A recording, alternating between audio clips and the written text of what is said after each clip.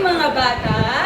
Maayong buntag, teachers! Okay, sa dili pa ta magsugod, mamarog sa ang tanan para sa atong prayer. In the name of the Father, of the Son, of the Holy Spirit. Amen. So sa dili pa mo manglingkod, punita usa ang mga basura sa inyong tuhod, ug karon pwede na among manglingkod. Good morning once again, grade 1. Good morning, teachers! Ako di ay si Teacher Rhea. Ug ako di ay si Teacher Na. So kami duha, kami ang inyong teachers karong buntaga. Naabay ni absent karon? Wala! Very good mo, dapat lang jud ng eskwela kada adlaw para naatay bagong makatunan. Pero sa dili pa ta magsugod sa atong klase karon, nausay duha ka rules nga isulti si teacher. Una, kung si teacher ng istorya sa tubangan insay buhaton, maminaw dili. Maminaw! Very good, maminaw. Ikaduha, kung ganahan mong participate, itaas lang ang inyong right na kamot. Pagkilala ko sa inyong right na kamot? Very good. Nasabtan na ba, grade 1? Yes, teacher! Okay, by the way, itaas ang inyong assignment notebook sa tubangan para mahinay-hinay og check ni teacher. Okay, karon nakasama ninyo ang inyong mga assignment notebooks. Mangutana ko ninyo. Kinsa ninyo diri ang nakahinumdum sa last nato nga topic sa health? Near na? Healthy foods and unhealthy foods. Very good! Ang ato ang last topic ay healthy foods and unhealthy nga mga foods. Nya karong adlaw kay nanamutay lain nga topic nga related ra pod sa ato ang topic. Pero murag nakakita ako nga ako mga estudyante walay energy karon. Ang ganahan ako mangarog ang tanan kay mamantata. So, mamarong ka na kung mamantata. So, una, kay si teacher sa ang mo mukanta og action, ana. Healthy food, who are you? I am the one that is good for you and make you grow tall and strong and give you energy all day long. Nakuha na ba? Yes, teacher! Ganahan si teacher nga energetic yun ha? Energy check? Energy! Okay, so kani. And 1, 2, 1, 2, 3, go. Jump food, who are you? I am the one that is bad for you. I make you weak and very sick. Become lazy and no more quick. Very good. Sa nakita na po no, daghan kayo mong energy. Tagaan na itong kagalingon o masigabong palakpakan. Karon, kay pwede na kamong manghihod. Na ako'y pangutanan ninyo. Ganahan ba mo magduwa? Yes! Sa floor ay si teacher na ay giandang nga duwa, giunduhan kini o yes ni Doc. So ang inyong buhaton kay inyong mahimo kamong mga little doctors karong adlaw. Naay usa ni inyong teacher nakita. Very good, batang masakiton. So ang inyong buhaton kay inyong mo sa tubangan tulo ka buok o inyong i-identify kung asa ani nga mga pagkaon nga posibleng maoy hinungdan nga nasakit ang bata. So tulo ra ka buok sa una. Libel? Kani teacher Ann. Sakto ba? Yes! So very good, no? Coca-Cola or soft drinks. Ikaduha, kisa ganahan. Riza? Burger. Very good. Burger. Sakto din eh. Sakto. Ang ikatulo, girly. Very good. Chocolate. Sakto ba tanan? Inyong ipa-answer? Sakto. So, mga sakto mo. Karon kay very good na mo tagaan na to atong kaugalingon og 3 ka claps. Karon, ako na say mamutana. So, base sa atong activity, unsa man gali tulong ka mga pagkaon nga posibleng nakasakit sa bata? Soft drinks. Burger and chocolate. Very good. Unya, unsa man itong mga pagkaon, mga healthy ba to or dili? Unhealthy. Very good, dili healthy. So, ang una nga picture unsa pa man kay resulta sa bata kung masige siya inom og soft drinks? Ay, Raisa. Very good, UTI. Ang ikaduha kay hamburger. Aside sa mga hospital ang bata, unsa pa may lain nga madapnan sa bata if masige siya kaon og hamburger? Mo kanang mo Grandfather Rambo. please stand, Yubel. Mutambo picture. Very good. Kung ang bata di ay masige pa og hamburger kay manambok siya niya maubis ang bata. Ang last niya picture kay Chocolate. aside sa ang bata ang hospital, unsa pa kay laing resulta kung ang bata ang magsiga og chocolates, Hannah? Ang iyang team ay masakit. Very good. Ang hit, no kayo mo sakit. So, tagaan na daw itong galingon o duha ka class fit. Karon kay na ako'y ipakita ninyo nga mga pictures nga nahan ko. Obserbahan ninyo ang mga pictures nga ginakita ni teacher.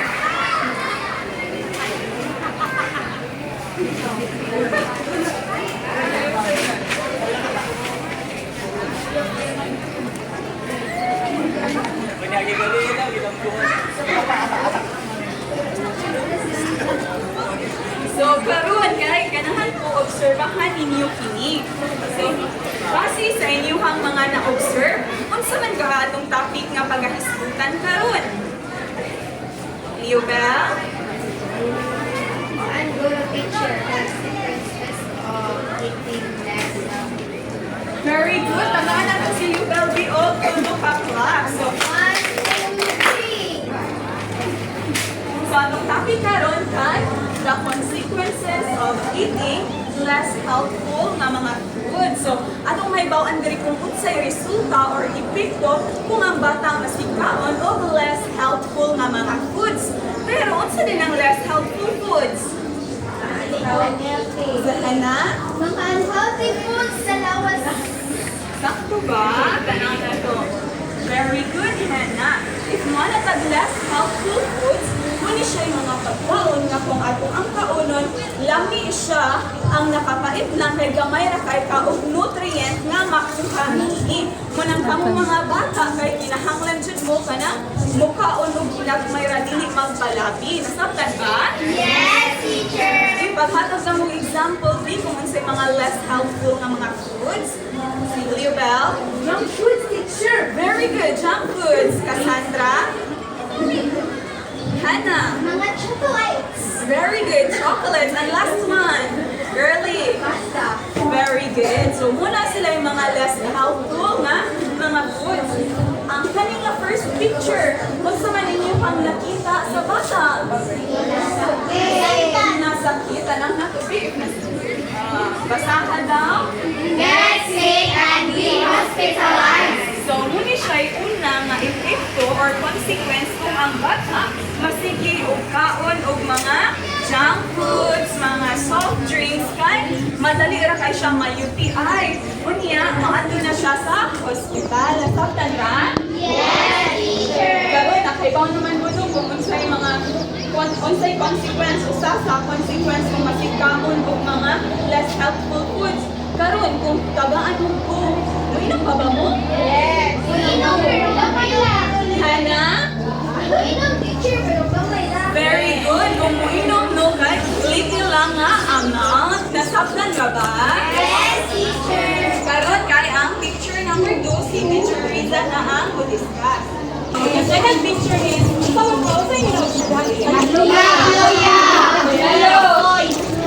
of the consequences sa pagkaon o unhealthy foods kay ang pagluya. Yes. Kamu kay gikaon ni Junalo ano nagbayagan? Yes. Aside sa mga pagkaon nga unhealthy, pwede sa makaluya kung dili gikaon. So, feel weak and useless. Kung magsigitag kaon ng junk foods, magsigitag kaon o ng mga fried foods, magluya ka or matag energy? Magluya. Yes, very good, magluya. So, kung saan ka na to, para di ta magluya, kung may mga pagkaon na healthy. Okay, Hannah. Mga fruits and vegetables. Very good, mga fruits and vegetables. So, very good no, para dili ka magluya kay mukhaon ta o fruits and vegetables. So, the third picture, what do you think Unsa man kaan nga diri? Yes. Another consequences kung kumaon pa mga anak tinuod kay daw ito ang ipon. Unsa man nga pagkaon na makadaot sa ipon?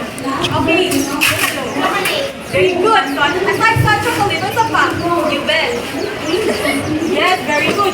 So, makadaot sa ang magsigig kaon mo English and chocolate.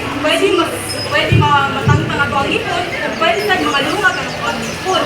So, sa ikaw pagka-picture, unsa pa nga sa picture? Yes, very good. Kung magsigit at kaon ato mga hamburger, mga fried foods, mga patty meats, pwede tama, pwede tamo tampok man tuod ka, pero unhealthy ang ato ang pagkatampok. So, kung sa mga kinahanglan para maiwasan ang mga kanang mga pagsigit kaon ug unhealthy. Very good. So, kinahanglan nato kaon og mga healthy foods para sa palawas para ma-energize ta. So, nakasabot ra mo sa ating discussion karon? Yes, teacher. Kung sa galit to? Consequences of eating less healthful foods. Okay, may nakasabot naman mo sa mga epekto sa mga pagkaon nga dili healthy or unhealthy foods na ako'y gi-prepare nga activity. So, are you ready? Yes. Very good. So, I will group you into 3 groups. So, this is the group 1, the group 2, and the group 3. So, all you need to do is tagat na mo ka ng cartoon na each group and maghimo mo og nutritious meal plan. So sa group 1 kay meal plan for breakfast and group 2 is meal plan for the lunch and the last group is for the dinner. So sa inyong buhaton, dapat inyo nga i-doing dito, doing ninyo sa cartolina ang mga pagkaon na healthy, mga nutritious meal na pwede kaunin sa pagkakaw, paniod mo, or hapon. So, ang criteria dahil kay total siya of 30 points. So, appropriateness is 10 points and creativity is 10 points and teamwork is 10 points. So, I will give you 2 minutes to do it. Mana pa mga bata? Yes, teacher. Very good. So, tanan kayo nakasabot yun direct sa ato discussion kayo nakagets man sa inyo sa faculty teacher and nakabuhat man mo sakto. So, please give yourselves a round of applause. Okay, so karon kay nakasabot naman mo, nakabuhat man mo sa activity teacher, meaning andam na mo sa assessment. Andam na mo answer? Yes, teacher. Very good. So, na ako dili assessment na prepare. So, please pass the review.